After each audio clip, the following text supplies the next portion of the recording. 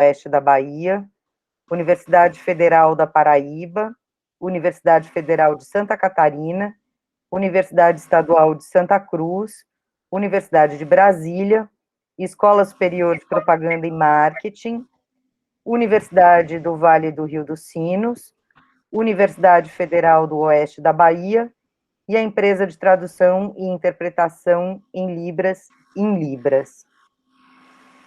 A nossa iniciativa inaugura um espaço de reflexão sobre as especificidades da fotografia cinematográfica, da direção de fotografia e dos mais diversos aspectos que envolvem a imagem no audiovisual.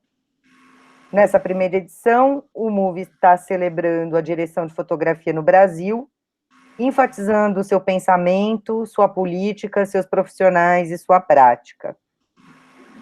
No desejo de ampliar o debate e reunir as múltiplas pesquisas da área, estamos aqui, reunidos nessa mesa, com a presença de 3 trabalhos. O primeiro é o enquadramento, as linhas de dentro e as formas escoadas, artigo de Silvaneide Dias da Silva, que é mestranda em Memória, Linguagem e Sociedade pela Universidade Estadual do Sudoeste da Bahia. Não é sobre road movie, é sobre o que vemos, ensaio da Irislane Mendes, que é mestre em Comunicação e Semiótica pela PUC de São Paulo e professora do curso de Produção em Áudio e Vídeo do Centro Paula Souza. E o terceiro trabalho, Em Busca do Imaginário Diante de Quadros de Dor, relato de experiência da Alice Andrade Drummond, que é diretora de fotografia, realizadora e mestranda no programa de pós-graduação em Meios e Processos Audiovisuais da ECA USP.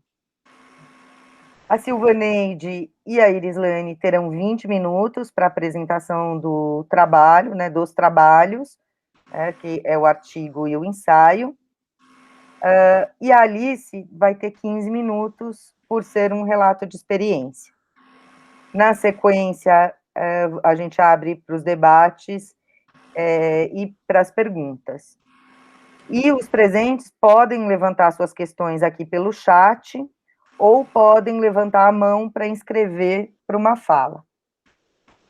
Então, eu quero agradecer aqui a presença de todas e todos, e vamos iniciar nossa sessão com o trabalho da Silvaneide. Boa tarde, Silvaneide. Boa tarde a todas e todos. Eu vou compartilhar aqui o meu slide, e aí eu não vou ver vocês, qualquer coisa, se travar, vocês me avisem, tá bom? Alguma coisa assim? Tá certo. Vou compartilhar aqui.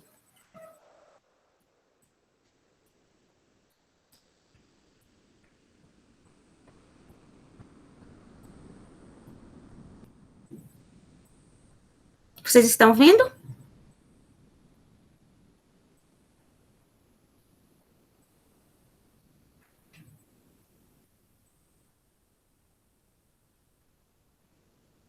Agora sim. Vocês veem o slide?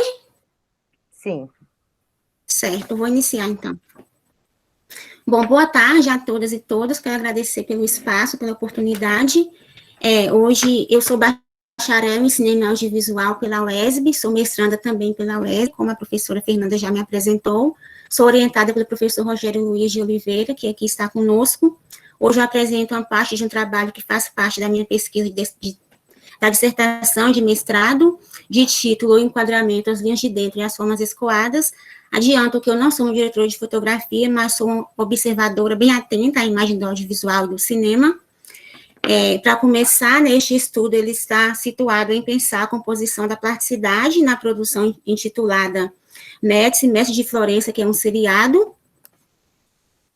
Do ano de 2016, tem a direção de Sérgio Mímica Guessen, direção de arte da Cláudia Granucci, figurino de Alessandro Lai, direção de fotografia do Amodei Zorini, um diretor de fotografia italiano, foi indicado ao David Donatello de melhor fotografia, pela sua atuação em 20 cigarros, do diretor Aurelino Amadei, né? O seriado, para resumir um pouquinho o que é a história, a narração, essa narrativa, né? O seriado mostra na criação artística o início da ascensão da família Médici em Florença, É um drama épico que nos apresenta já no início do primeiro episódio da primeira temporada, que é a que eu investigo, a morte e o velório de Giovanni de Médici, o primeiro grande representante dessa dinastia, né, de banqueiros. Eles eram importantes famílias de burgueses e banqueiros considerados por historiadores e historiadores da arte, como patronos da arte, das letras, da poesia, enfim, em Florença, né? E o que mais me importa pensar no trabalho que eu aqui hoje apresento é a criação dessa imagem em relação aos encontros dos corpos femininos nessa obra, né? Hoje eu trago cenas, frames de cenas referentes às personagens Contessina de Médici, interpretada pela atriz inglesa Annabel Scholler, e Lucrécia de Médici, interpretada pela atriz italiana Valentina Belé. Para pensar essa obra, né, e para pensar essas linhas que modelam, que contornam tudo que está dentro do enquadramento, objetos, corpos, figurinos e tudo mais, eu estou pensando com Clarice Lispector e Didi Uberman, falando um pouquinho de cada um deles. Lispector foi uma das maiores escritoras brasileiras do século XX, e sua linguagem poética e inovadora a gente pode compreender a partir de certa observação, né, mais poética, mais cuidadosa, que dessa sua escrita, dessa sua linguagem transborda seus contos, né, como contos, crônicas, cartas e romances, e em 2020, ano do centenário dessa autora, foi lançada pela editora Rocco a obra Todas as Cartas, né, é uma obra embriagante de quase 300 cartas, algumas inéditas, e Lispector, ela coloca nessas cartas retângulos de papéis, que eu estou pensando retângulo, papel, retângulo, enquadramento do audiovisual, ela coloca neles sentimentos como saudades, inquietações, e situações corriqueiras, né, vividas por ela em Portugal, principalmente Itália e Estados Unidos, entre 43 e 59, né? Ela faz isso ao escrever diariamente às suas irmãs, a escritores e amigos do Brasil, entre outras pessoas. E nesse meu entendimento aqui, que eu apresento, são essas escritas postas nos papéis que chegam até os leitores como transbordamentos. Isso que eu entendo como uma formação de dentro do quadro, do retângulo ou do papel, que transborda para fora. Nesse fazer poético clariciano,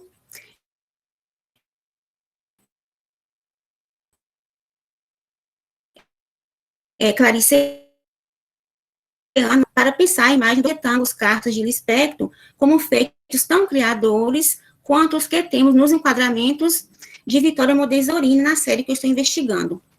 O Didi Uberman, né, ele nasceu em Saint-Étienne em 1953, na França, né, ele tem 68 anos hoje, nosso contemporâneo, historiador, crítico da arte, professor da Escola de Estudos Superiores em Ciências Sociais em Paris, é autor de uma vasta obra, né, ele parte dos pensamentos também de Aby Warburg e Walter Benjamin, ele levanta e desenvolve uma espécie de crítica, entre outras coisas que ele faz, né, ele levanta e desenvolve uma espécie de crítica à história da arte comum, essa história que é necessária, mas que já pré-estabelece uma forma fixa de percepção da imagem pictórica, ele faz uma crítica a essa percepção da imagem, ele se torna importante para mim, para a minha pesquisa, por essa crítica da história da arte, entre outras coisas, e as obras dele que eu estudo, né, entre as que eu estudo estão, que vemos aqui nos olhos de 98, Casca 2011, Diante da Imagem 2013 e a Imagem Sobrevivente, quando ele faz um elogio a Warburg,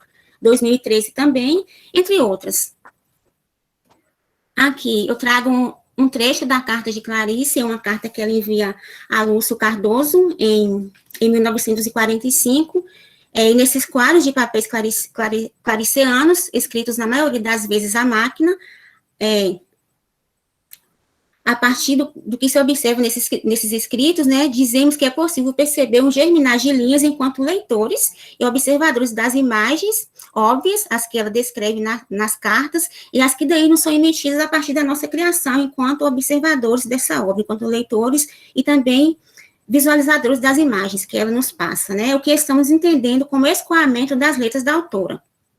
Nessa reflexão, nessas formações de linhas, vemos nos escritos de Lispector, é que estamos buscando como criação na direção de fotografia de Modesorini e o que podemos significar como interno ou externo dos enquadramentos.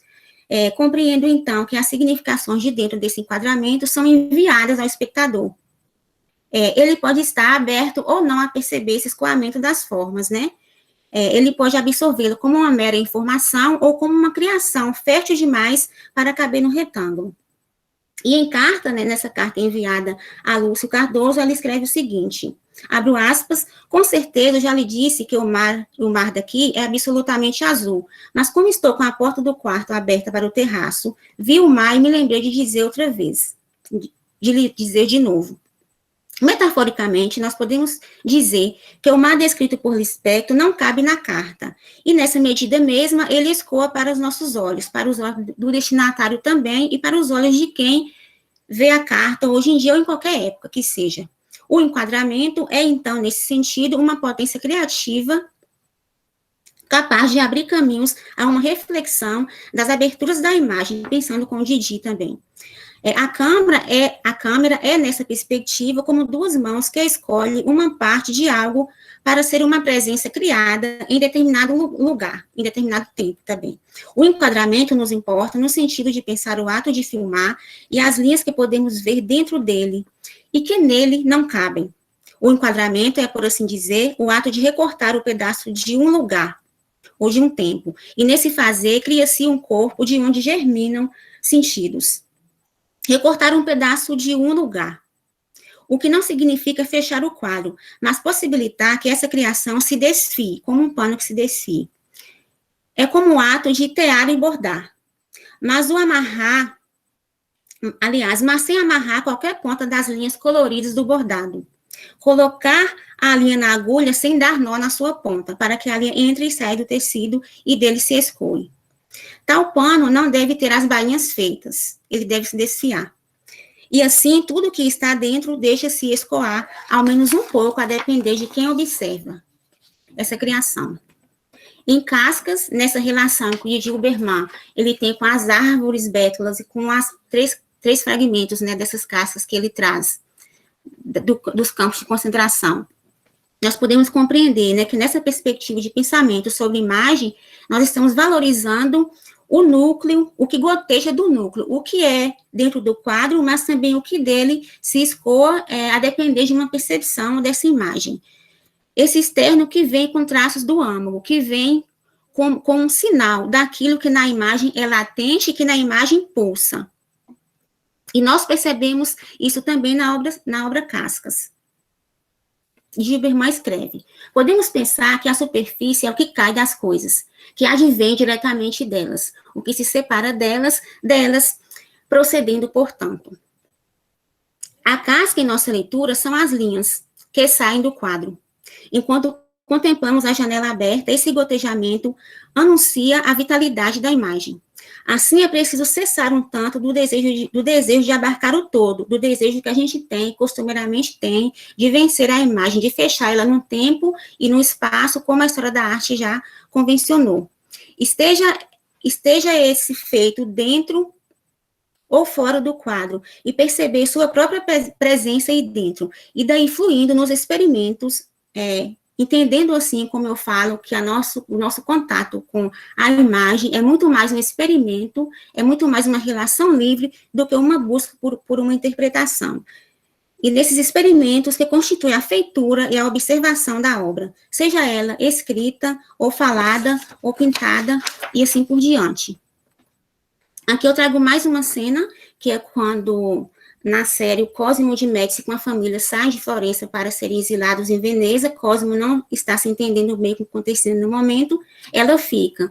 A personagem da frente em desfoque é Lucrécia de Médici, que consola a Contessina pela situação que ela passa.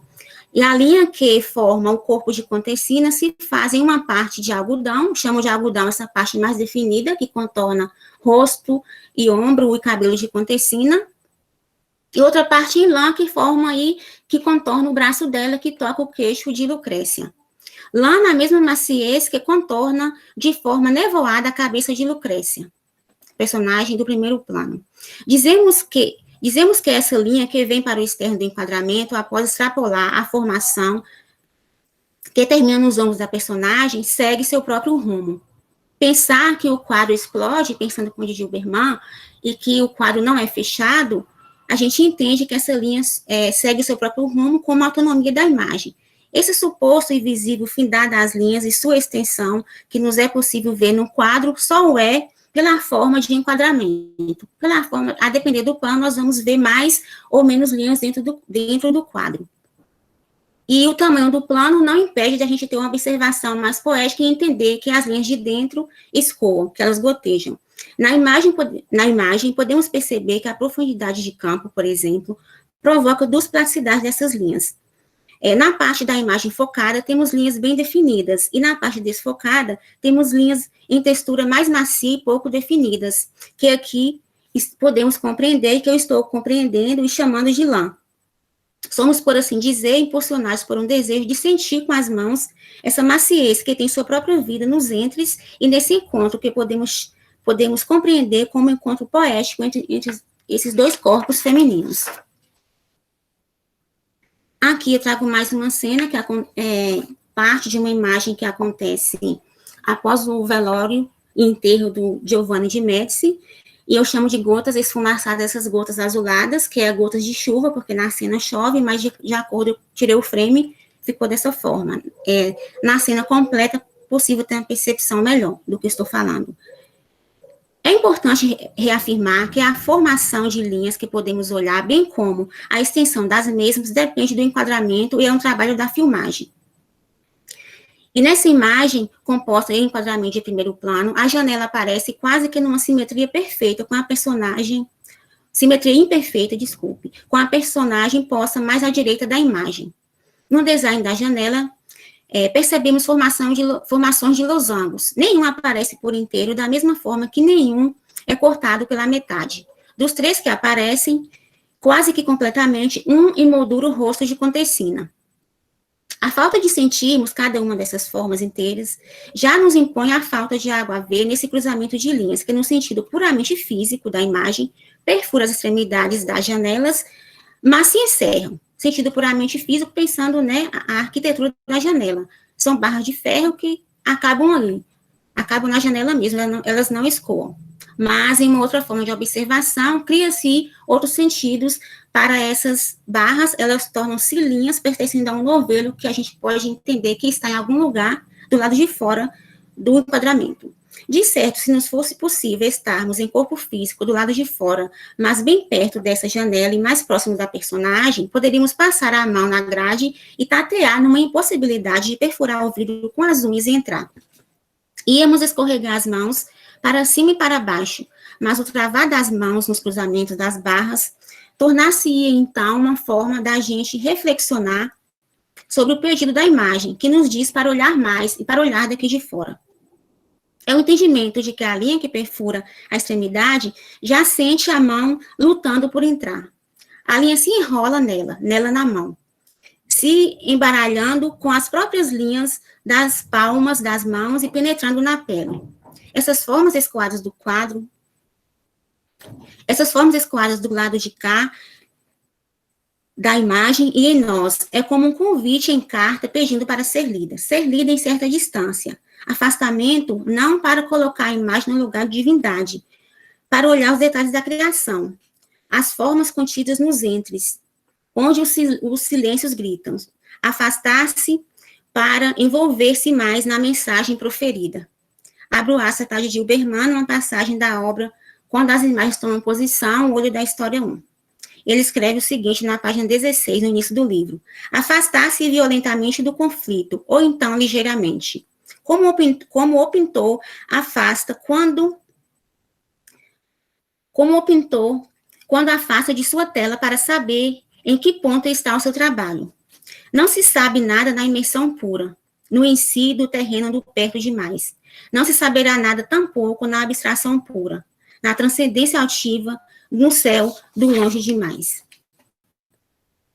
A gente compreende que essa passagem dele, exatamente, ou em certo sentido, com a crítica que ele faz da história da arte, que percebe a arte canônica, essa história da arte que estabelece uma forma de percepção dos tempos, que separa movimentos, barroco, rococó, renascimento, idade média e por aí vai. Porque a história fecha cada estilo em cada tempo, como se cada estilo pertencesse a cada tempo.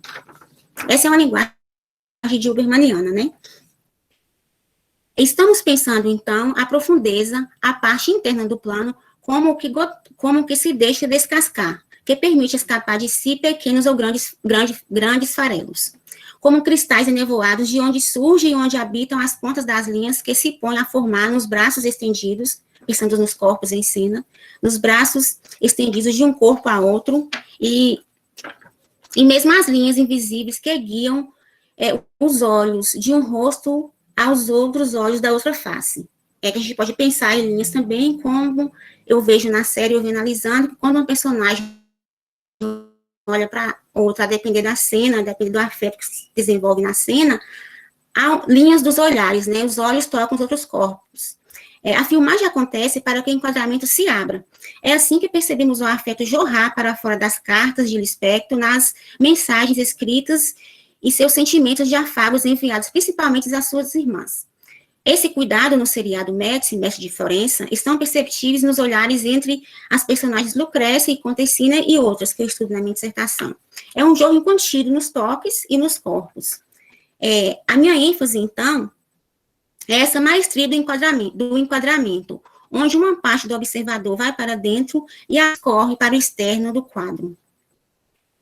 E de dentro das veias desse pensamento, pode até se chegar a um certo novelo por fora do quadro, mas sem achar sua ponta. As formas esquadras da imagem do quadro são como a formação de um novelo de... Vamos pensar, então, essas linhas como novelo de veias, porque existe um pulsar, existe um latejar nessas linhas, e não só dentro do enquadramento, porque as linhas se escoam, como diz Didi, falando das cascas da árvore, elas são parte daquilo que está dentro, pertence ao que está dentro. Então, assim como o que está dentro, o que sai para fora, o que goteja, o que germina, também pulsa e também lateja.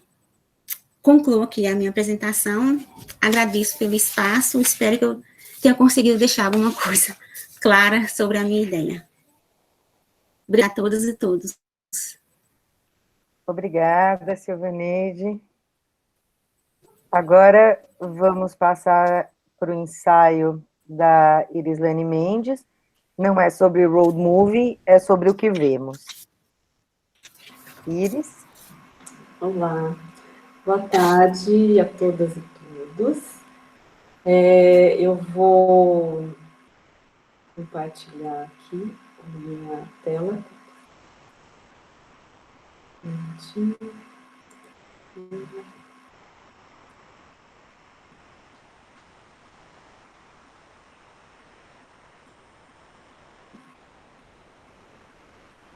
Já está visível?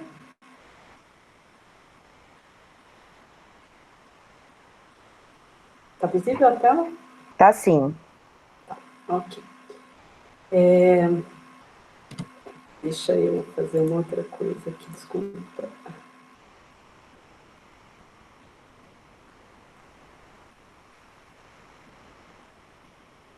Nossa, desculpa.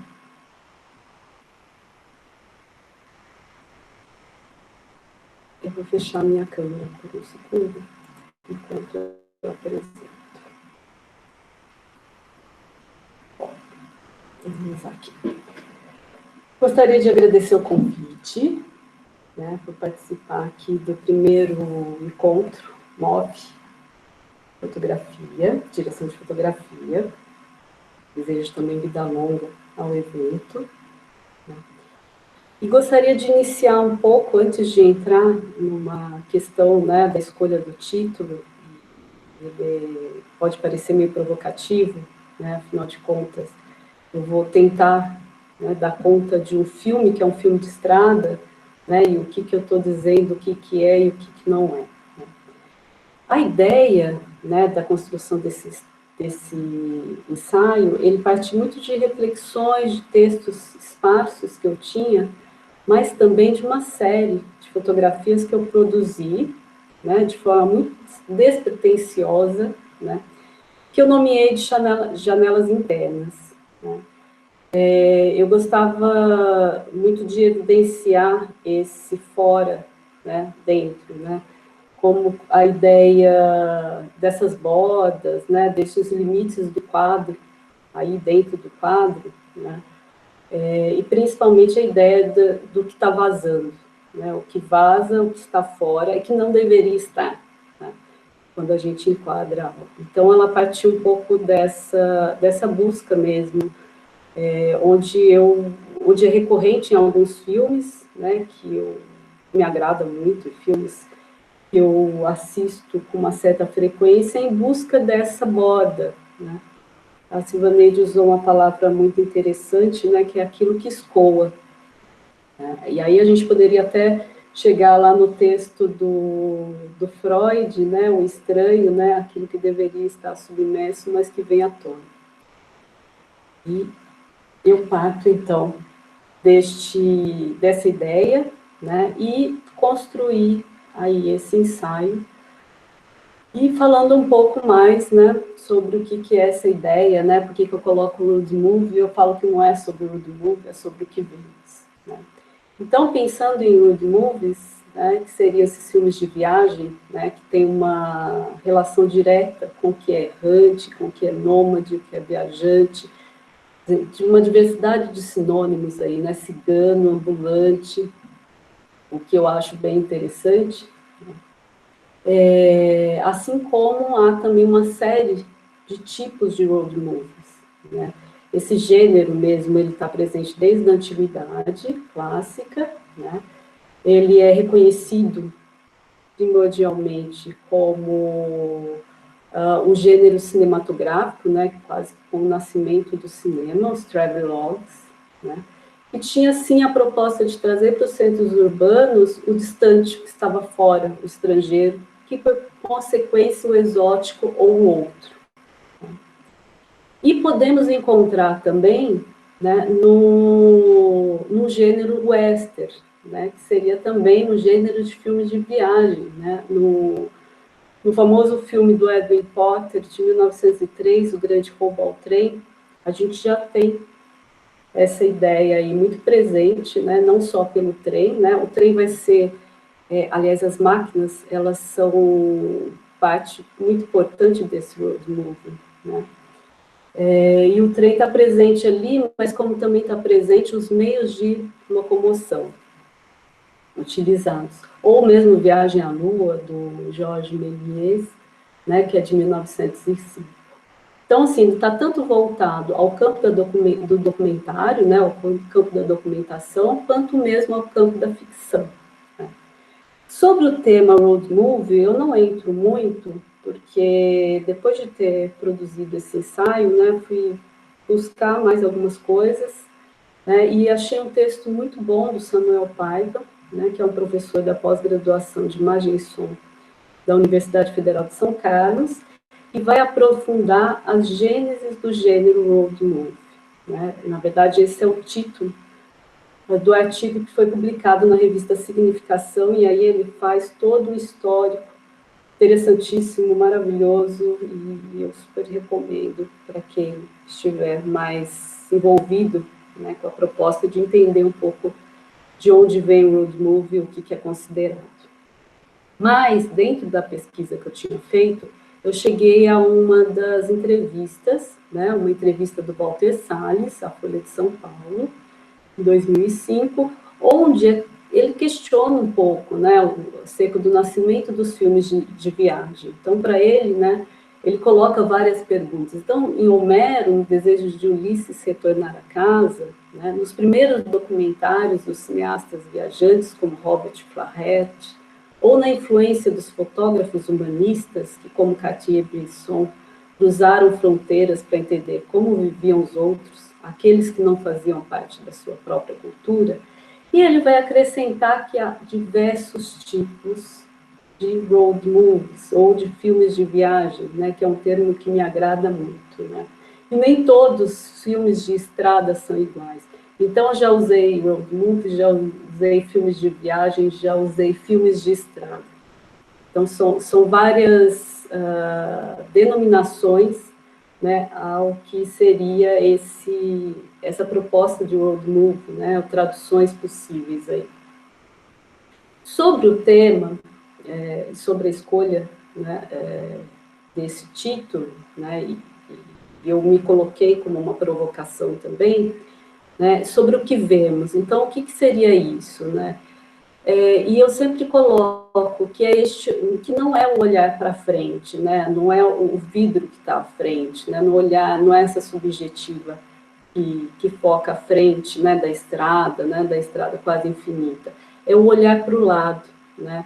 Não é a mesma subjetiva de quem nos guia, é o olhar do passageiro que passeia pela paisagem fértil de sentidos e histórias. E eu trouxe uma fala, né, uma escrita do Paul Virilot, que ele vai dizer: o campo da visão sempre me pareceu comparável ao sítio de uma escavação arqueológica. E é a partir disso que eu trago um pouco deste ensaio, né, pensando um pouco nesse sítio, né, que é colocado. Eu faço aí uma conexão, que é uma conexão que eu acho importante, né, ela começa um pouco com uma leitura que eu fiz do livro do Victor Hugo.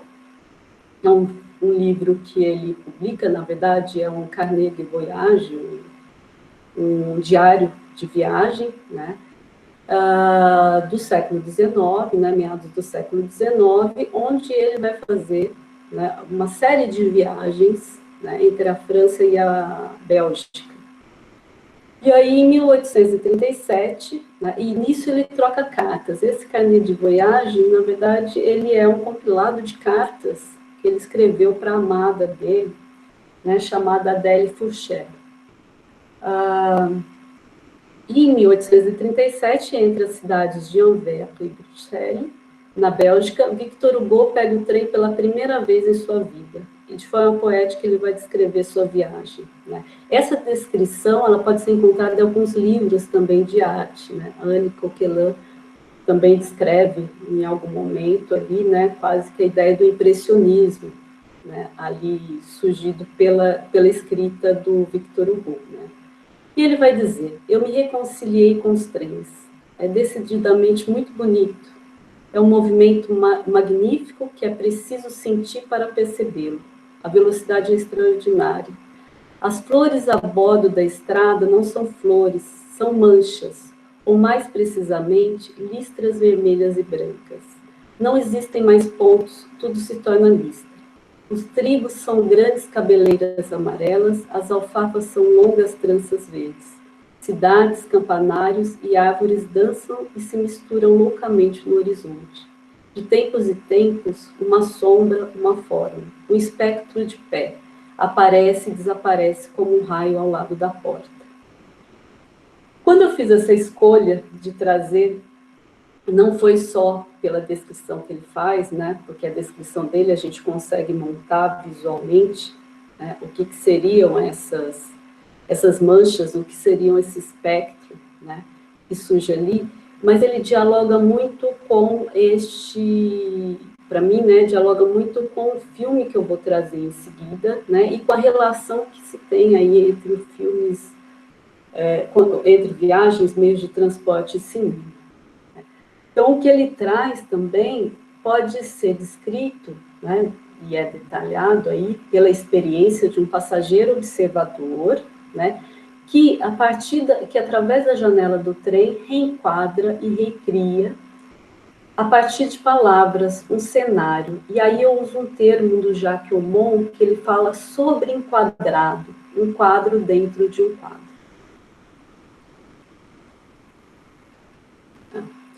Eu peguei o frame do filme, só para a gente entender, né, que esse filme, que é um filme de estrada, também se conecta muito a essa descrição, né, que o Victor Hugo faz, né, onde as coisas começam a se transformar como linhas, né, elas perdem do detalhe e elas ficam com a cor ali presente, né, então são linhas aí presentes pela viagem, pelo olhar do passageiro.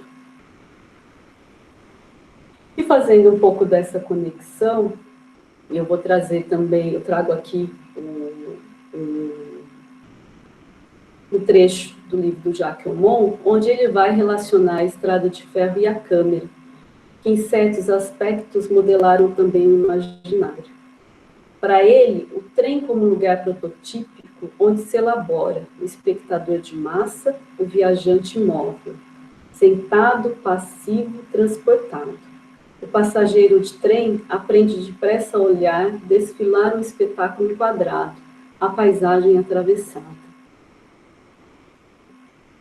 E aí eu entro um pouco no filme American Honey, que é um filme onde eu me prolongo um pouco mais, né, principalmente para falar sobre a fotografia, falar sobre o enquadramento. Né? Esse filme ele é de 2016, ele é dirigido pela diretora inglesa Andrea Arnold. Né? Começaram as filmagens em 2015 em várias partes dos Estados Unidos. Né? O título em português, né, desgraçadamente, ficou como Docinho da América. Né? É um título que talvez não seja muito atrativo para quem está fazendo uma busca.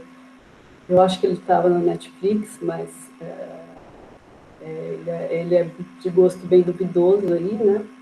Mas o filme tem 162 minutos e algumas curiosidades, né? O filme ele foi agraciado pelo prêmio de júri do Festival de Cannes, né?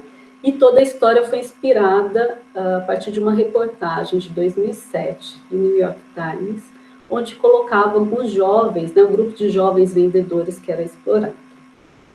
É um filme, então, que vai dialogar com a estrada, né, as reflexões que eu coloquei até aqui, e essa ideia de viagem, meio de transporte e cinema. O filme, então, gira em torno da protagonista, Star, né, interpretada pela atriz estreante Sacha Lane, né, e recebeu várias críticas, algumas positivas, outras bem negativas, né, e de críticos de renome, né, onde alguns falam que faltou, né, que o filme não oferece o ponto de vista da protagonista e nem explica muito sobre ela. Né. E um outro crítico da Village Voice, durante o Festival de Cannes, ele vai reclamar, né, que o filme tem 162 minutos, parece que vai durar para sempre, que fleta com o tédio, que não tem final. Né? Isso é sempre muito complexo. O diretor de fotografia é o irlandês Robbie Ryan. Né? Eu vou passar aqui um trechinho do filme para a gente discutir um pouquinho mais. A ideia que eu trago.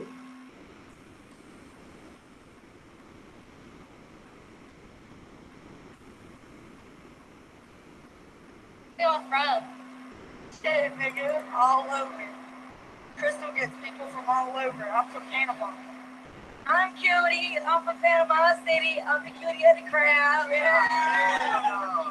I mean, she's a rider. Like, if you're friends with her, she will make sure that you are fine. Like, regardless. Regardless. And she's a fucking G. I stole it. Yeah. I'm JJ. I'm born and raised West Virginia, and they always my bitch. And right here is Megan, she's from New Jersey. I'm from Orlando, Florida. I'm Mississippi. Thank you. Thank you for interrupting me. You're welcome. My name is Austin, and I am from Florida. Bom, esse é um trecho muito curto, mas um trecho que demonstra, né, um pouco da câmera, né? Eu chamei em alguns momentos de câmera passageira, de câmera personagem, porque ela sim se coloca como uma personagem, né? E a forma que ela reenquadra, né, todos que estão ali, né, ela foca e desfoca ao mesmo tempo e ela acompanha quem está falando. Então, ela tem movimentos ali, né, entre alguns cortes. O filme, então, se passa praticamente, né, esse grupo de jovens dentro de um carro grande, tipo uma Kombi, não sei exatamente qual é o tipo de carro, mas esses carros grandes, estão todos ali meio que amontoados, isso é muito interessante. Esse trecho inicial, eles estão se apresentando, então são jovens, né, jovens excluídos, corpos diversos, de vários estados dos Estados Unidos, então isso demonstra muito a dimensão territorial desse país, né? Então, tem de Mississippi, Flórida, Nova Jersey, tudo mais, né? Então, essa câmera personagem que se aproxima, se enquadra, reenquadra, sobreenquadra, né, usando o termo de Jacques Rumon, ele vai se movimentar conforme os diálogos acontecem, né, em busca muito de ouvir e de falar a partir dos corpos jovens, diversos, explorados, né, vindos dessa diversidade, né, de lugares presentes nos Estados Unidos, desculpa. A profundidade de campo, então, e o foco vão se limitar muito mais a garantir a singularidade de cada um que compõe um quadro.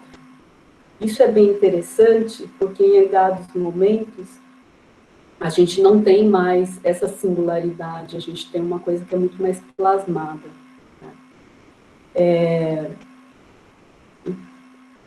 Tem uma espécie também de... Aqui, eu vou falar um pouquinho da ideia da fotografia, aqui da colorização, né? As cenas diurnas, elas são muito solares, tá? Ela tem uma gama aí do amarelo, laranja, do marrom, né? Que dá uma ideia deste solar e, ao mesmo tempo evoca, né, dias de férias, um verão escaldante, né, todos muito bronzeados, né, uma luz natural que vai banhar esse externo e esse interno, né, nessa representação bem realista. No segundo momento, a gente tem algumas cenas noturnas, né, todas são feitas, né, essas cenas, então, as noturnas são feitas com a luz ambiente, né, com algum foco de luz. Em geral, a gente quase que presencia esse foco de luz, né, nessa primeira cena, o foco é do poste, né, e as pessoas estão quase que amareladas, elas se tornam meio vultos ali, né, se mesclando um pouco a escuridão, quase sem identificar os rostos. No segundo quadro, você tem a luz, né, o ponto de luz, o foco de luz é uma fogueira, ali também a gente está vendo o rosto sem muito detalhe. No terceiro quadro, se observa que o foco de luz é a TV ligada, né? E o terceiro é a luz, né, o luar aí no caso, né? O uso da câmera na mão também vai se mostrar extremamente instável, né? Que se aproxima muito dessa estética documental.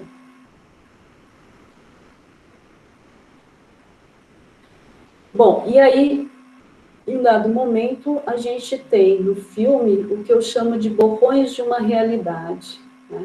Enquanto você tem este reenquadro, essa singularidade, esse foco e desfoco, no momento que eles estão na periferia, né, numa outra realidade, né, onde eles estão passando, o que a gente vê são imagens borradas, né, de forma proposital, né, na velocidade do carro, mas ao pausar o vídeo, percebe-se que as figuras também, né, que as pessoas têm um rosto, né, borrado ali, né? No terceiro quadro talvez seja mais evidente o rosto da criança aqui no primeiro plano, né, como esses borrões da realidade, né? E a ideia, né, que passa para mim é muito assim, como que essas histórias também ocupam esse quadro, né, essa janela, né? E que causa mesmo desse imaginário, né, enquanto o acontecimento é percebido. Então, os sobreviventes, né, a essa ideia do American Way of Life, né, são vistos na velocidade do carro, né, onde a narrativa informa o espaço a partir dos ângulos e distâncias. Aqui, os corpos são vistos à distância, são vistos dentro do carro. Essa não é mais o que escoa, é o que é real, de fato.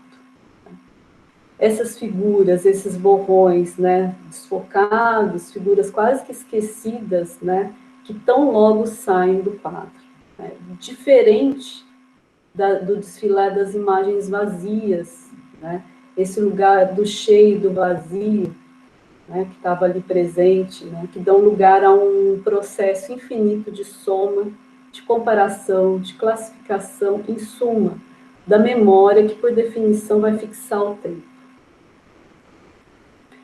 Antes de finalizar, eu gostaria de passar um trecho, é um trecho que faz parte que finaliza, né, o filme, é um trecho bem importante aqui, e que tem uma música que fecha o filme, e ao mesmo tempo ele diz muito, né, do que é a história desses personagens, o que é essa história em si.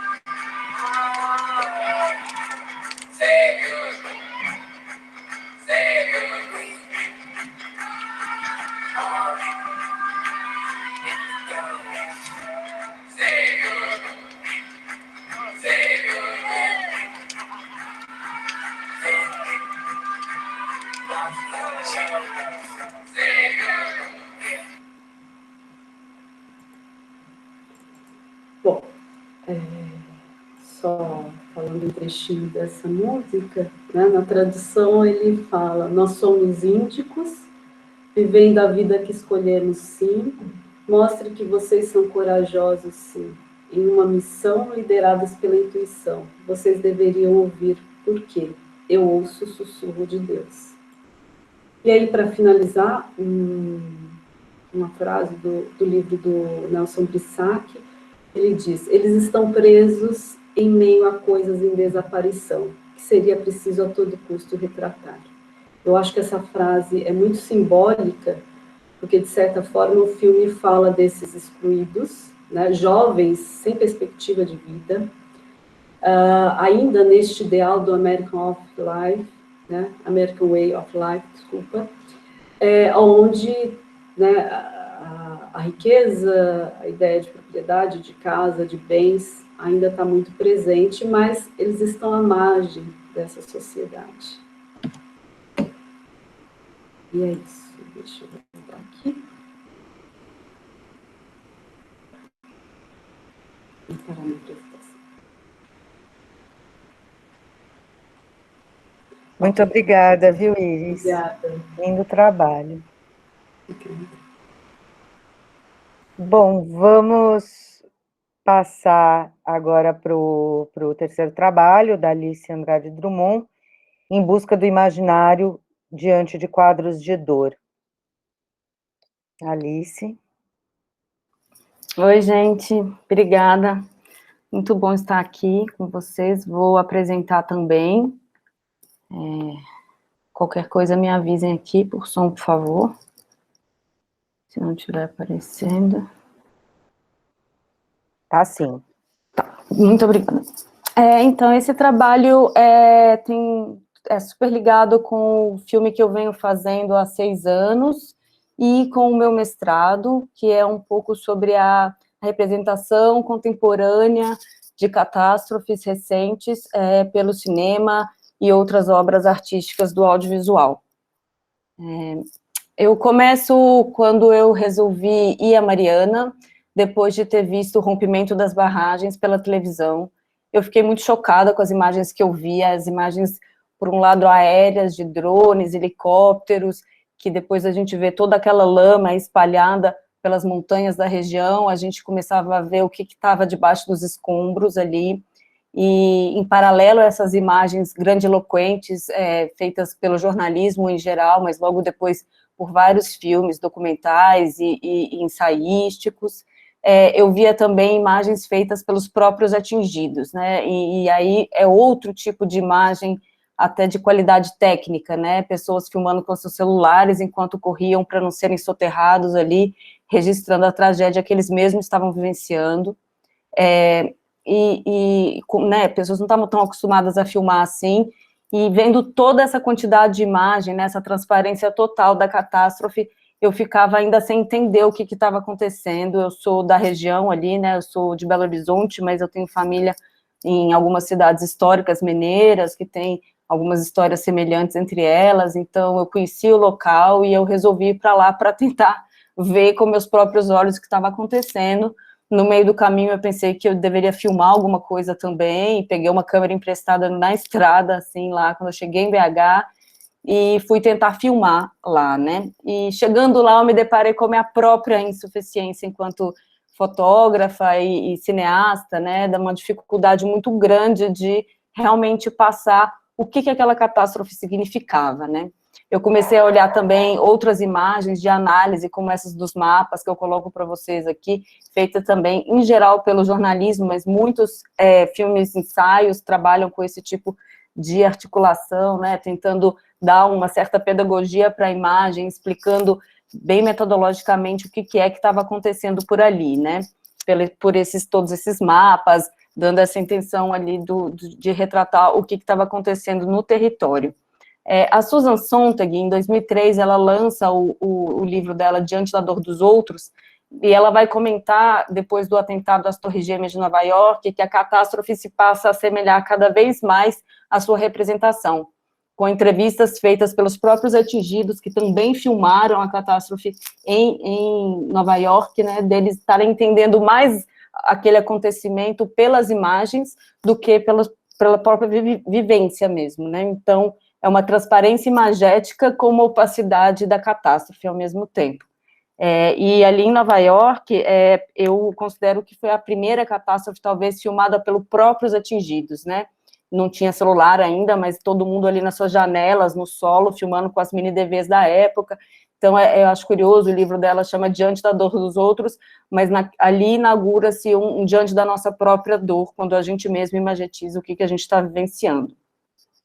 Então, eu cheguei lá em Mariana e me deparei com essa minha insuficiência, né, eu mostro aqui para vocês alguns frames de quadros que eu fiz lá, tentando entender o que estava acontecendo, localizar geograficamente, olhar para aquela situação, e recentemente, agora com o mestrado, eu comecei a estudar bastante sobre isso por um olhar teórico, e eu li um livro do Jean-Luc Nancy, né, um filósofo francês, que ele escreveu, chamado Após Fukushima, que depois da catástrofe de Fukushima estabelece ali uma equivalência de catástrofes, ou seja, não importa mais se o desastre é natural, ele vai afetar politicamente, sociologicamente, culturalmente, economicamente, aquela cidade, aquele entorno, aquele estado, aquele país e para fora, né?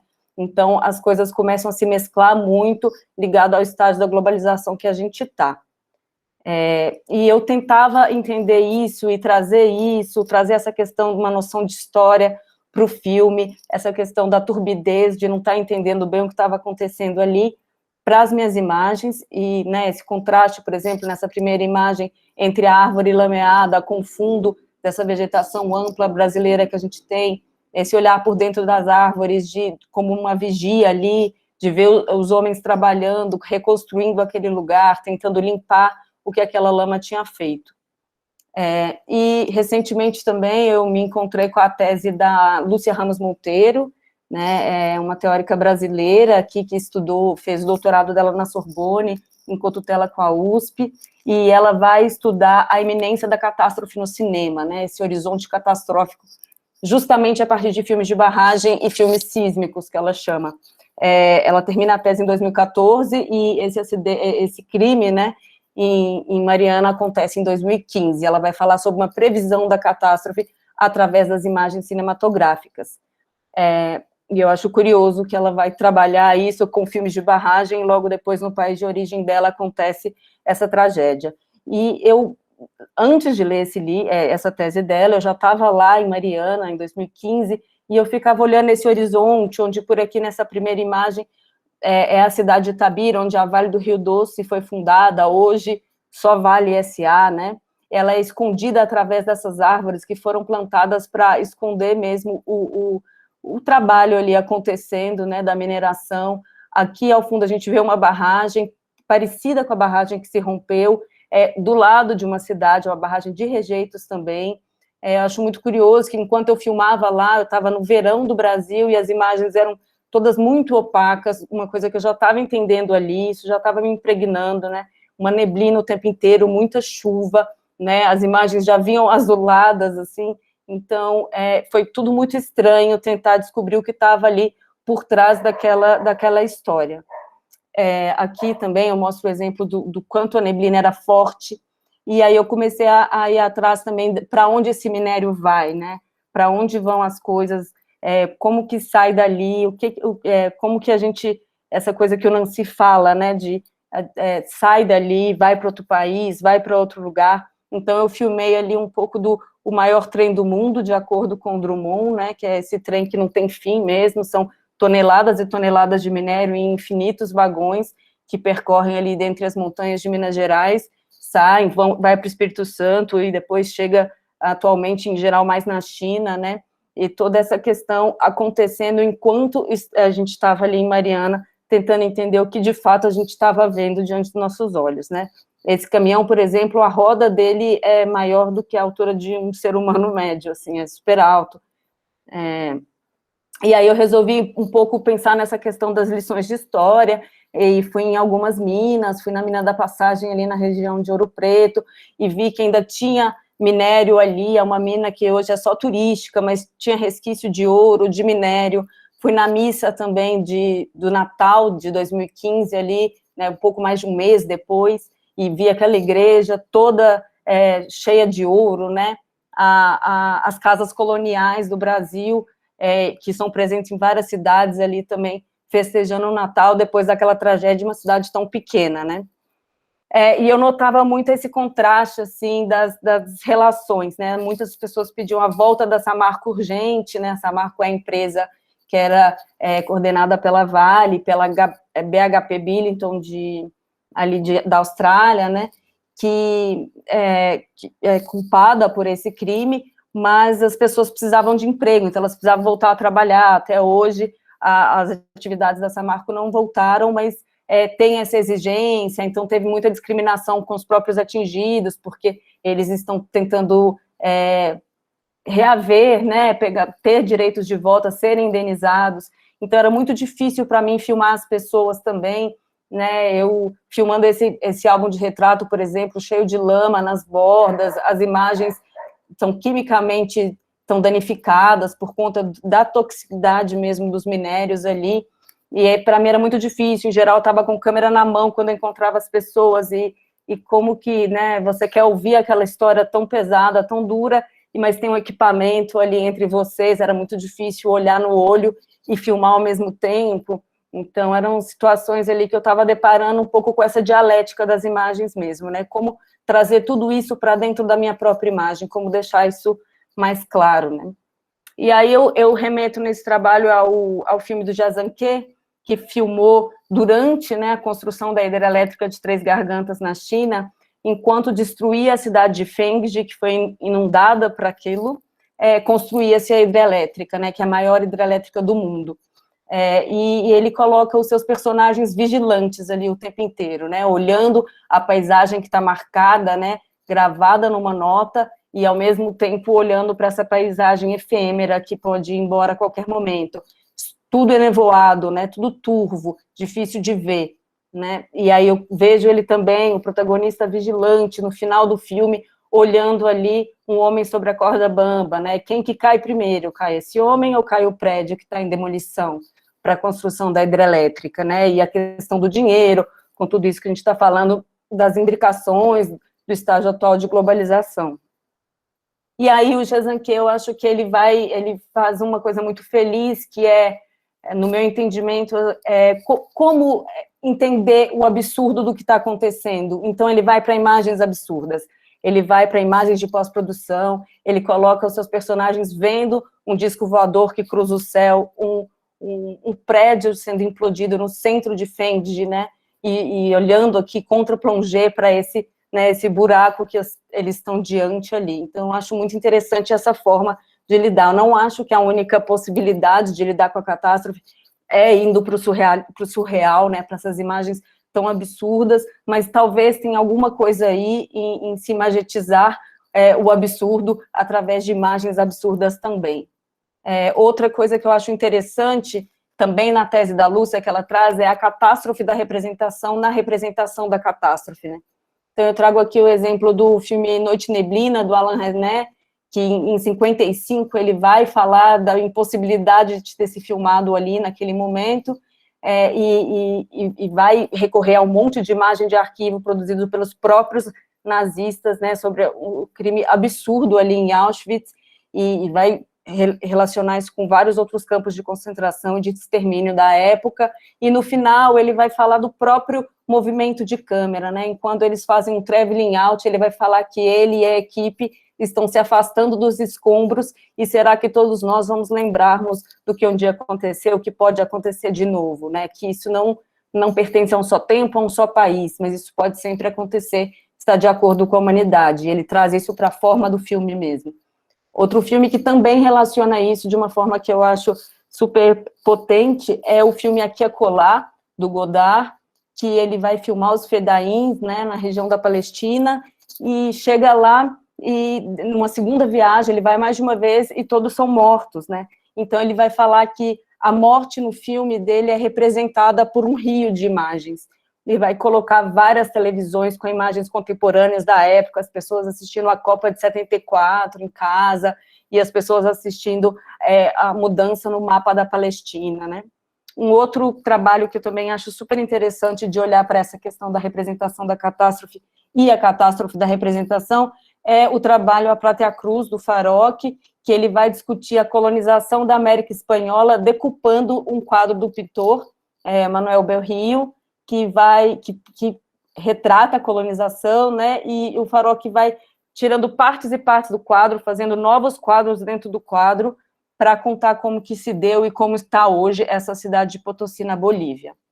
Um filme brasileiro que eu acho que né, fez isso de uma forma, né, um filme incontornável, é o Cabra Marcado para Morrer, que traz na sua própria matéria fílmica também a questão da catástrofe da representação, de ter sido impedido de continuar as filmagens depois da catástrofe da ditadura, né?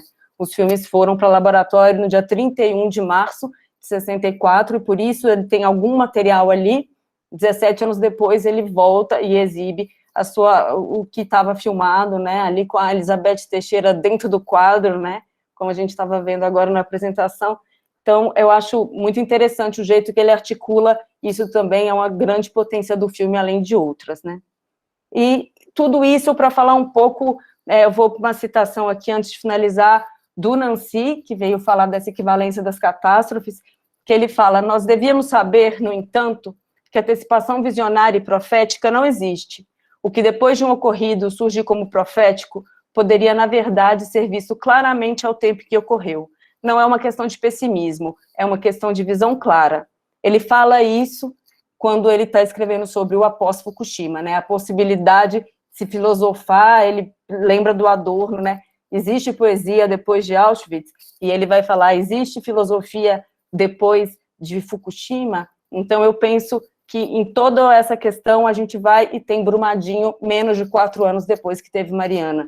E eu volto para essas análises das imagens feitas pelo jornalismo, que decupam o quadro, tentam entender, escalonar, reprisam, colocam zooms, né, slow motion, e a gente vê esse terreno super sólido, gramado, que se desmancha na frente da câmera vigilante, que é uma câmera de segurança da própria empresa Vale, né.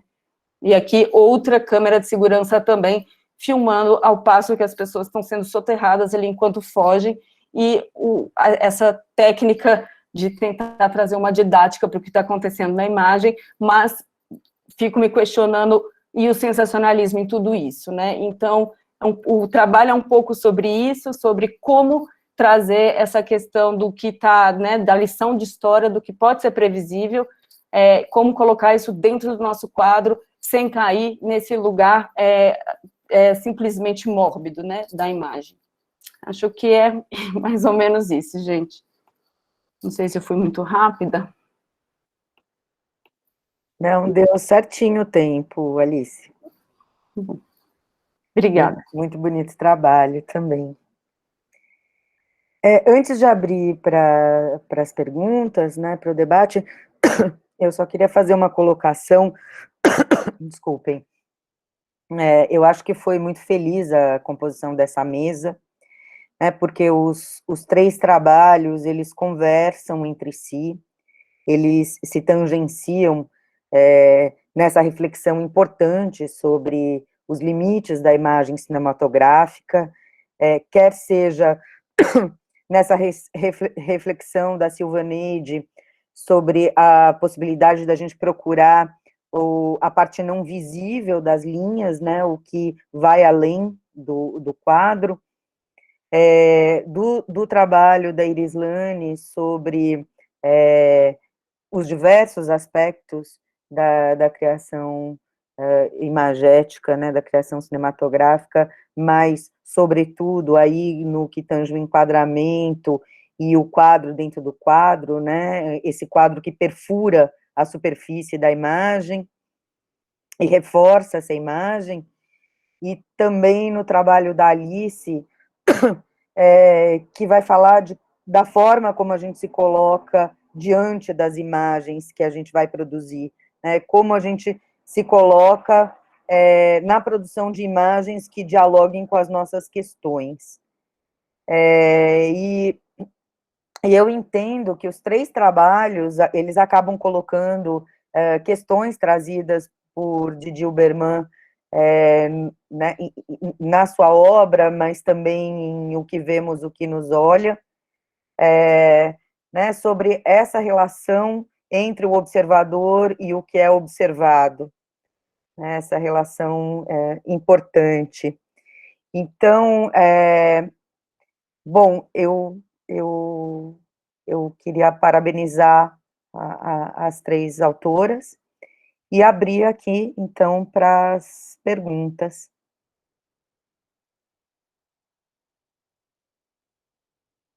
Boa, Atílio, muito obrigada.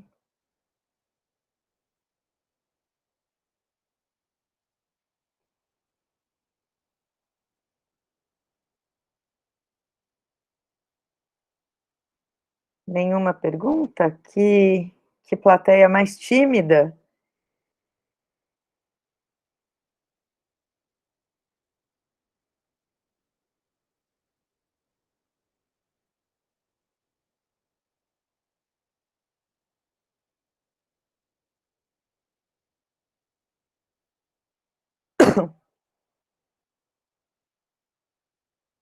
Gente, então, a gente não tem nenhuma questão.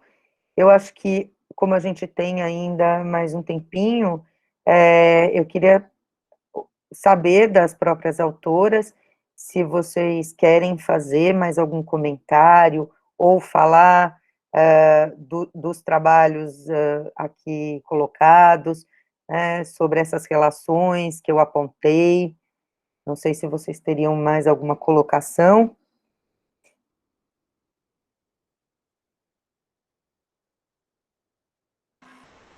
Vou aproveitar o microfone. Eu achei muito interessante o trabalho que a Alice colocou, né, sobre a catástrofe, né, porque ela está presente, ela é iminente, mas ela está no campo do imprevisto, né, do improvável, mas está ali. Né. E como, né, numa discussão que eu tive com outras pessoas, como essas empresas também alargaram, né, as suas fronteiras físicas, né. No momento que essas áreas foram inundadas, elas foram ali cooptadas praticamente para a empresa, né? Quase que ela, né, a extensão territorial dessas empresas, elas foram absurdas, elas ganharam em quilômetros aí, né? Muito nessa ideia de que não, essa área agora faz parte, né? Então, quase que ganhar em extensão aquilo que já se almejava, né? O que já se pretendia.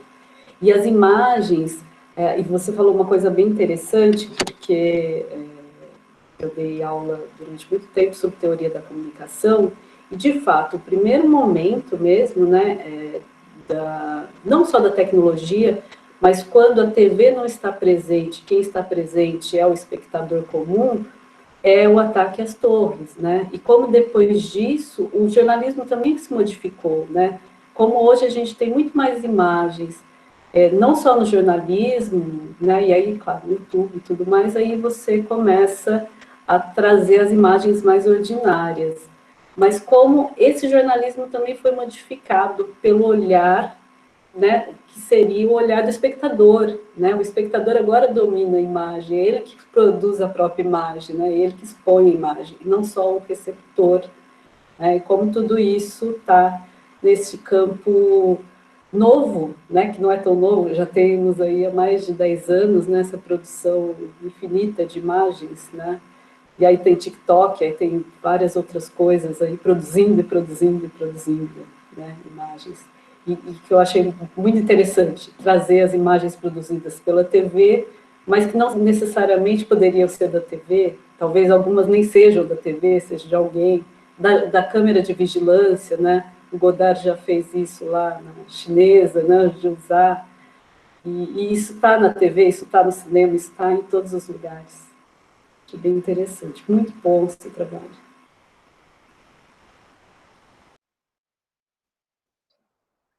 Muito obrigada. Acho que foi bem por aí, por essa questão da gente estar imagetizando bastante, que eu fui indo depois de um tempo, assim, entendendo um pouco essa crise do olhar, né? Mas obrigada, vou pensando em tudo isso também. E sim, a Fernanda falou, achei super interessante, porque o Didi Huberman eu nem trouxe aqui na apresentação, mas ele é um guia, não tem como não ser, né? Contemporaneamente, a gente vai pensar nisso, acho que o meu projeto para o mestrado mesmo, para a parte acadêmica, surgiu quando eu comecei a estudar um pouco ali sobre a representação da Shoah por ele, né, sobre essas imagens que faltavam.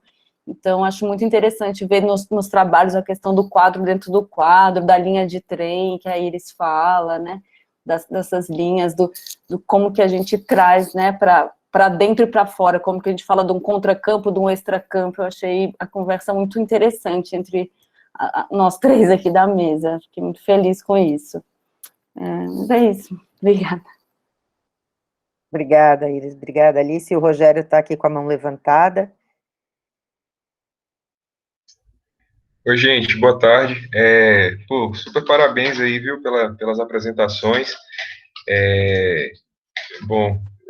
Sobre o trabalho de Ciro, de Silvaneide, não vou falar muito, é um trabalho com o qual eu convivo, né, mais assim, de forma cotidiana, por conta dessa coisa de orientação, mas parabéns, foi muito bom ouvir, né, as coisas que você trouxe, né, a força da fala, né, acho que traz coisas muito importantes, assim, hoje especialmente fiquei muito pensando na maneira como você tá construindo conceitos a partir de elementos que você encontra nessa plasticidade, né, nessas imagens que você utiliza, especialmente como você constrói essa ideia hoje de nitidez e de lã, né, o lã como algo associado ao desfoque, né, quer dizer, eu acho que o seu empreendimento filosófico, né, de construir conceitos a partir da imagem, eu acho que ele está ganhando muita força, assim, acho muito interessante isso, assim, muito legal, parabéns mesmo pela apresentação.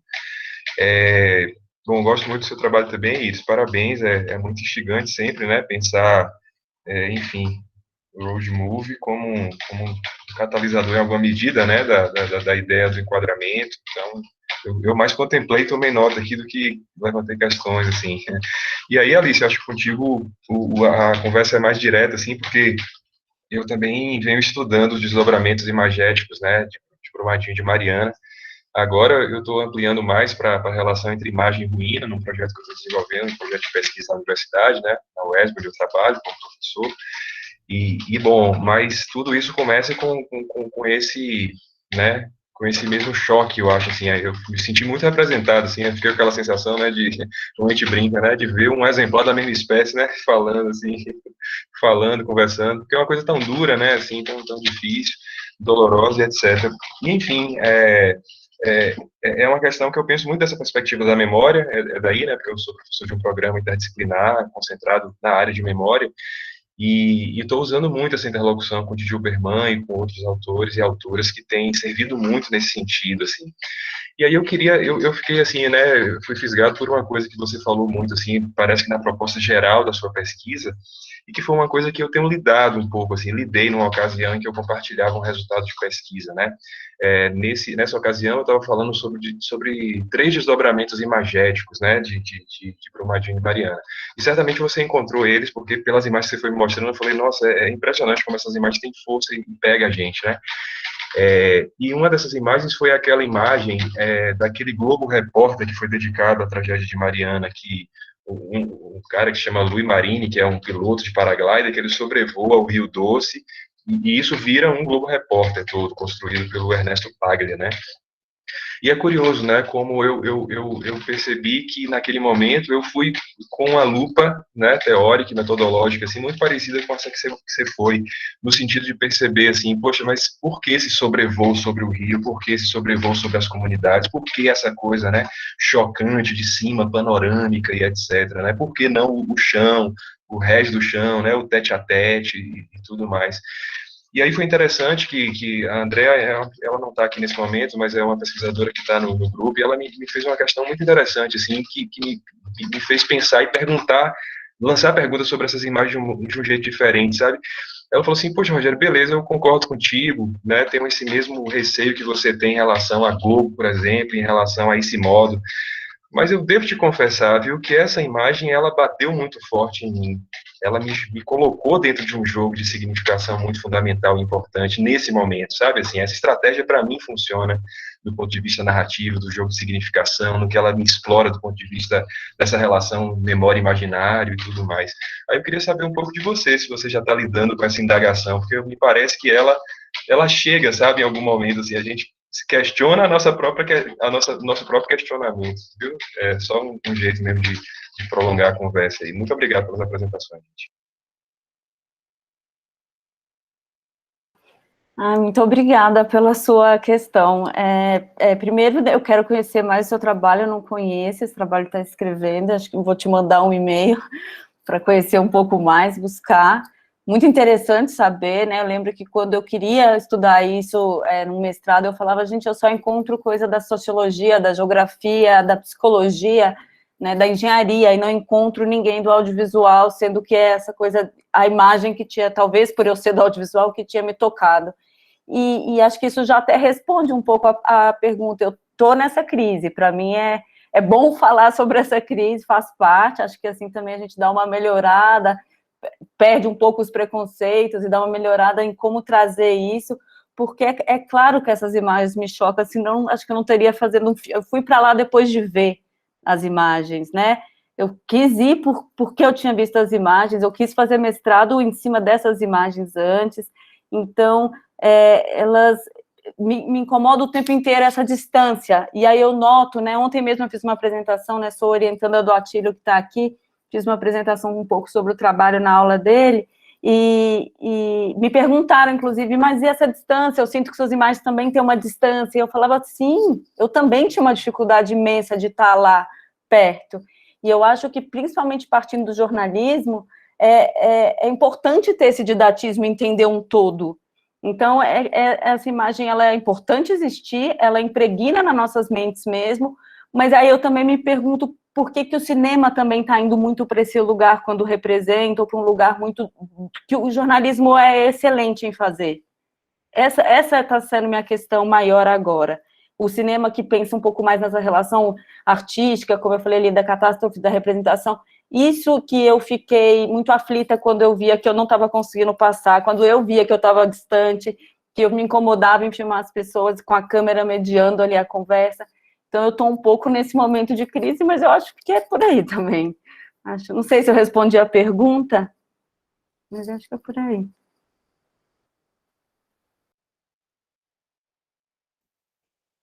Silvaneide, levantou a mão.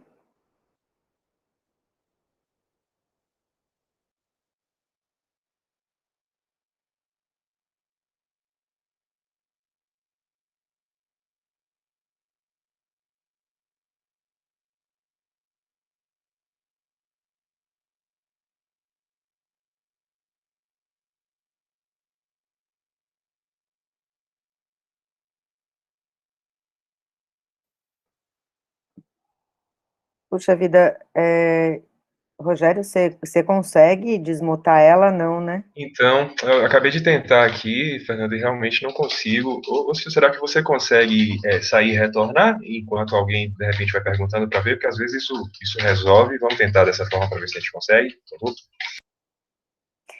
Enquanto isso, tem uma pergunta aqui do Atílio,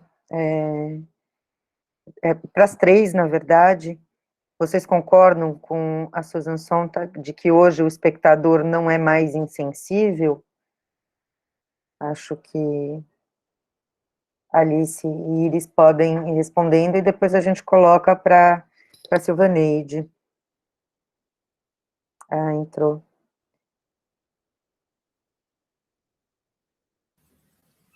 Conseguiu? Agora sim, Ah, bom. Então, eu tinha colocado uma questão antes, então fala e depois a gente segue aqui com a pergunta do Atílio. certo. Não, primeiro eu quero agradecer a Fernanda, a Iris Mendes, a Alice, as meninas que comentaram também no chat, né? É uma honra para mim estar aqui com vocês. Eu estou ainda iniciando nessa vida de pesquisadora, né? Embora eu já venha fazendo há algum tempo, mas enquanto mestranda é a primeira vez que eu participo de evento assim, já venho apresentando no programa de pós. Mas, enfim, né, quando o Rogério fala essa questão que eu chamo, né, o desfoque, esse contorno da imagem de lã, e a outro contorno que é mais definido, eu chamo de linha de algodão, é porque eu sou uma...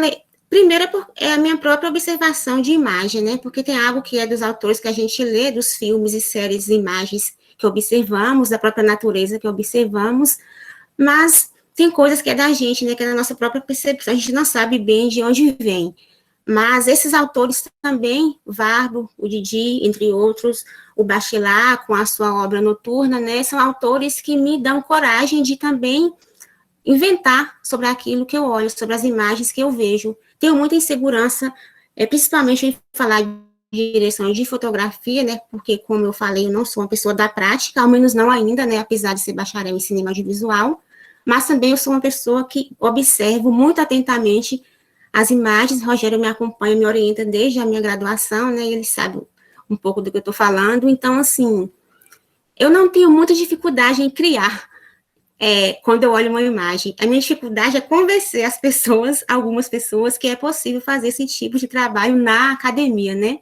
Mas aí eu vou me amparando nos autores, né, que são autores muito importantes e que têm uma liberdade observacional também, né? Então eu vou me segurando e tá indo, tá dando muito certo até agora. Ontem eu apresentei também na aula, deu muito certo, né? Outras análises, não de linhas, mas dos véus, dos tecidos, deu certo. Hoje aqui também parece que está dando certo. E é isso, mas é um trabalho que eu venho desenvolvendo aos poucos, lendo muita poesia, viajando muito sobre aquilo que eu observo, né? Quando é um texto que eu posso escrever mais livremente, eu viajo tranquilamente, né? Se é um texto para a academia, eu já tenho que me segurar um pouco, mas eu venho conseguindo, aos poucos, trazer esse olhar mais poético para a escrita acadêmica. E nos últimos trabalhos apresentados, eu venho percebendo que está dando certo. Silvaneide, acho que você fala coisas importantes aí, essa questão da necessidade da fundamentação teórica, mas também essa liberdade que o pesquisador tem que ter de criar. E eu acho que é muito pertinente essa denominação das linhas que você, né, da linha de lã, da linha de algodão, porque isso está muito ligado com a questão dessas linhas formarem as tramas fora do quadro, né, no exterior, como você bem coloca no seu trabalho. Então, eu não acho que é viagem, não, eu achei muito pertinente essa relação entre as linhas do quadro com as linhas mais duras e as linhas suaves com relação ao foco, né, e o fato dessas linhas, elas se encontrarem, e é uma questão que você coloca no seu texto e se pergunta, né, como elas se encontram, como se dá essa trama no exterior do quadro. Então, achei isso muito pertinente. Assim como achei, quando você começa o texto falando da Clarice, eu falei, nossa, onde que ela vai chegar com a Clarice? E nesse momento que você exemplifica, quando ela fala do mar, como o mar está azul, nesse momento eu entendi claramente essa relação do estar fora do quadro e do estar dentro, né? Como esse mar azul, como o leitor da carta tem essa dimensão do azul do mar, de como o mar está nesse dia, e essa relação com o enquadramento e as linhas que se expandem. Então, acho que foi muito, muito feliz e muito pertinente também a questão da Clarice, que num primeiro momento me intrigou, e aí com essa imagem eu entendi. Então... Sim, obrigada, fiquei feliz com a sua fala. É porque é um trabalho de esforço, né? As pessoas dizem, oh, que esforço que você faz, mas é um trabalho também de abertura, de se abrir para a percepção, sabe? De ver aquela coisa que não está dita e escrever sobre aquilo. Se vai dar alguma coisa ou não, mas o fato é que a gente precisa escrever sobre a imagem, né? Às vezes explica porque precisa primeiro explicar, né? Fazer, isso é azul, isso é vermelho, significa paixão, mas às vezes não é isso, às vezes é uma coisa, como diz o Didi, que está ali enquanto um sintoma, uma semente para germinar, que nem germinou ainda, né? Então a imagem não vai estar tão visível, né? Suas falas não são tão claras, ela não é tão facilmente interpretada como se pensa, né, que ela é.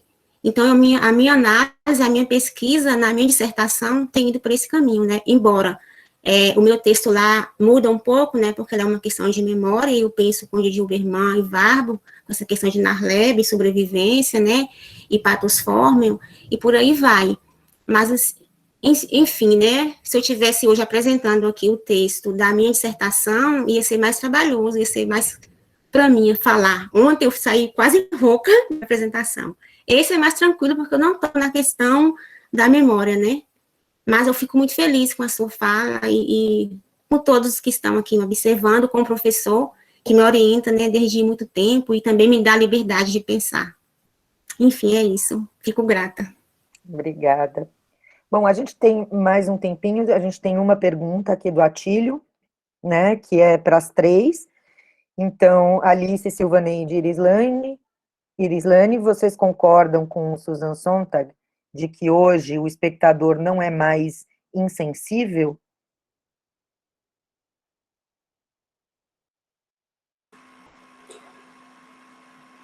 Eu concordo, mas aí eu acho que eu acrescentaria, né, o livro do Jacques Rancière, eu acho que diz bastante, né, o espectador emancipado, que a ideia desse espectador está aberto ao aprendizado, né, é quase a ideia da horizontalidade, né, que se busca ali, e da sensibilidade presente. Eu acho que né, a gente está falando de sociedade de espetáculo, se a gente falar de ser sensível ou insensível, né? O Rancière também vai falar da sociedade de espetáculo, e ela ainda é muito presente, né? Porque a imagem, passada inúmeras vezes, ela pede poder, e ela pede a importância, e ela pede o sentido, né? Quase que da ideia de humanidade. Né? Depois de ter visto tantas vezes o crime de Mariana e Brumadinho, ela quase que vira uma imagem só. Ela pede o sentido do que essa imagem, para as pessoas que estavam ali, né? E o que ela causa de fato, né? Eu não sei, eu tenho a impressão que a insensibilidade, né, o ser insensível, ele está muito presente, né? A gente está numa pandemia, numa tragédia, e ter números é quase que qualquer coisa. Não sei, não sei se eu concordo muito, não. Talvez tivesse que ponderar um pouco mais, né? Ela faz outras relações, né, para falar desse espectador insensível, né? Isso aí.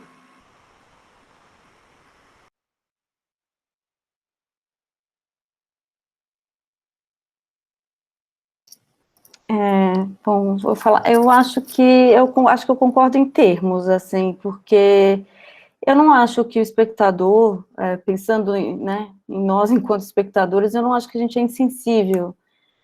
Às vezes eu acho que a gente está cansado, né? Acho que esse exemplo da Iris sobre a pandemia, por exemplo, eu acho que a gente está um pouco cansado e não consegue assimilar, mas isso não seria talvez uma insensibilidade e talvez só essa falta, né, do que é relevante, que é muito difícil, né, o que hierarquizar o que é importante, o que é relevante diante de tanta transparência aí.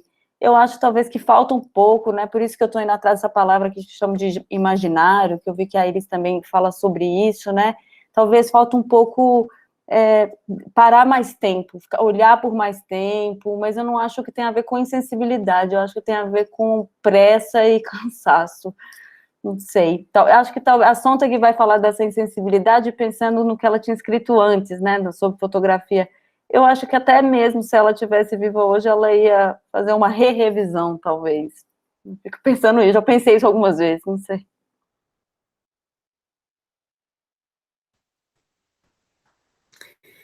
Eu acho que a gente tem um acúmulo de coisas para observar, inclusive com o TikTok hoje, né? Que quando a gente para na hora de dormir, a gente pega o celular, vai ver uma coisa engraçada, e de repente a gente tá rindo de uma coisa que é trágica, e assim, a gente não sabe o que fazer mais com tanta coisa que a gente vê.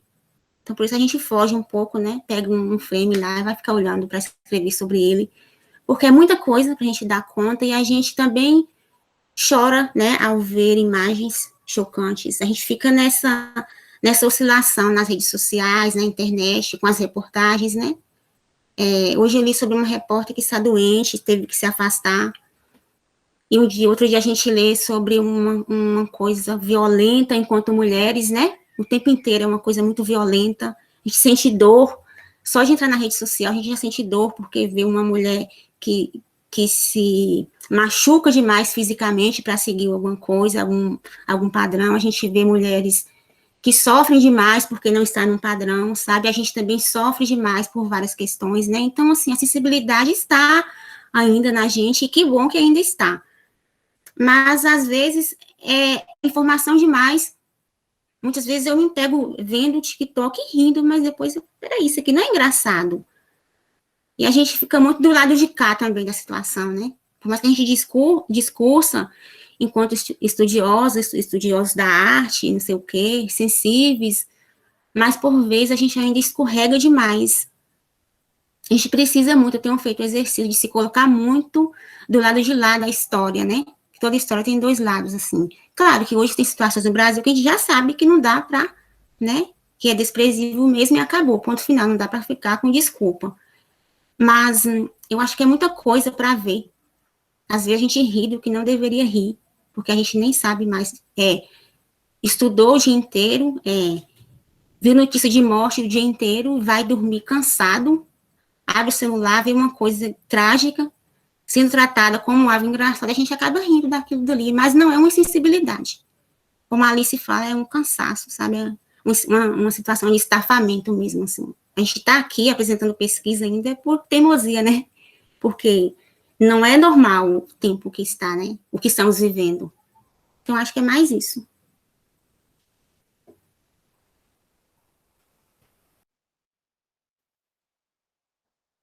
Tá certo, gente. Nosso tempo encerrou. Eu queria agradecer a apresentação da Alice, da Iris da Silvaneide, a presença de todos e todas aqui hoje. Queria lembrar que hoje, às 20 horas, a gente tem um debate com a Patrícia de Filipe e o Lauro Escorel sobre restauração e preservação de imagens em movimento. O debate vai ser mediado aqui pelo Rogério Luiz, que está aqui presente. Então, lembrar vocês do debate hoje, que vai ser muito importante, às 20 horas. Então, encerro aqui a mesa, agradecendo aí a presença de todos e todas. Muito obrigada. Obrigada. Obrigada. Obrigada. Tchau, tchau. Tchau.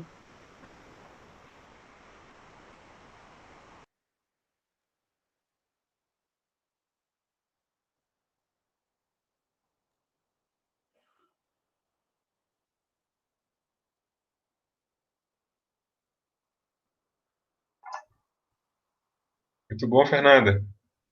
Bacana, né? Foi bonita a mesa. Muito bacana. Valeu, foi ótimo. Parabéns aí pela mediação. Ah, obrigada. E pelas suas colocações também. Muito legais. Ótimo. Então a gente